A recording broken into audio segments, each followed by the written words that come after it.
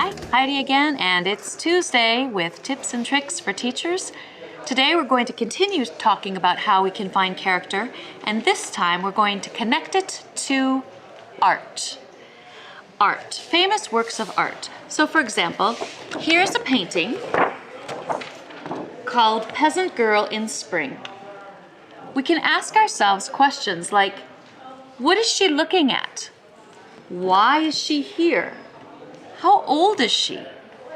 Where did she come from? What happened just before she walked into this frame?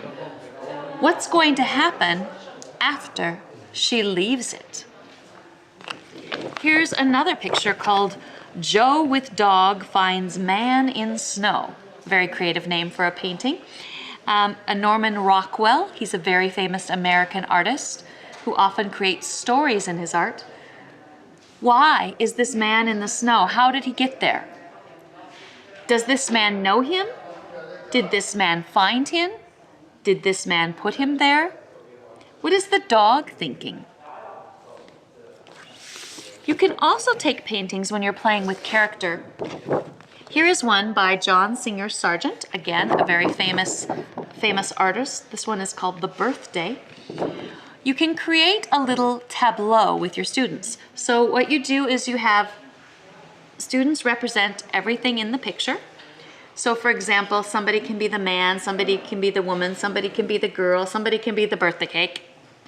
And then each person, they set up their bodies in a picture so that it looks like they are this painting. And then each person has one sentence that they say. And the students decide in this picture frame who's going to say what.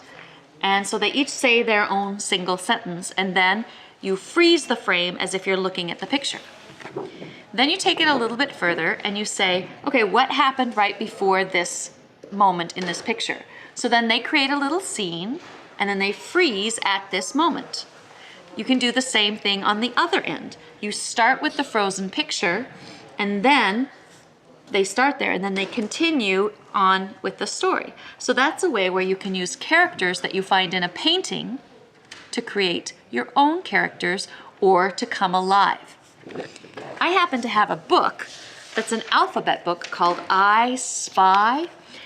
And this is devised and selected by Lucy Micklefeit. I'll do like this so you can see the cover. And it's published by Green Willow Books.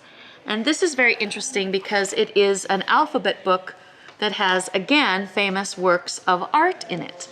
And you could use these for creating your characters. So here is The World Upside Down by Jan Steen. And there's a lot of different people in this picture. You give your students the picture, and what I like to do is I have a number of different works of art. In fact, I can show you. I have copied them and I laminate them and I just lay out a bunch of different pictures on the table, and then I let the students pick the picture that they want in their groups, and they get to decide which characters they are in that picture. So they're talking together, they're creating, they're working as a team. And then again, as I said before, here's another Norman Rockwell. What is each character saying? And then one sentence first, and then they expand on it. So that's a way that you can use art to create character. Have fun. You're working cross-curricularly. You are looking at classical works, yet you are creating something new.